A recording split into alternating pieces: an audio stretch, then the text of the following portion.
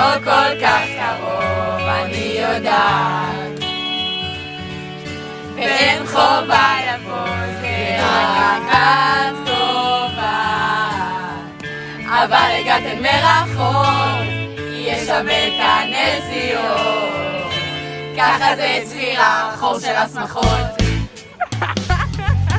יהיו שיעורים טובים של השמינית, קבלת שבת צדס ואוכל די בינוני, אבל יש גם הרקדה ומסיבת פורים שבת, ככה זה שבת עם שמינית השפעת.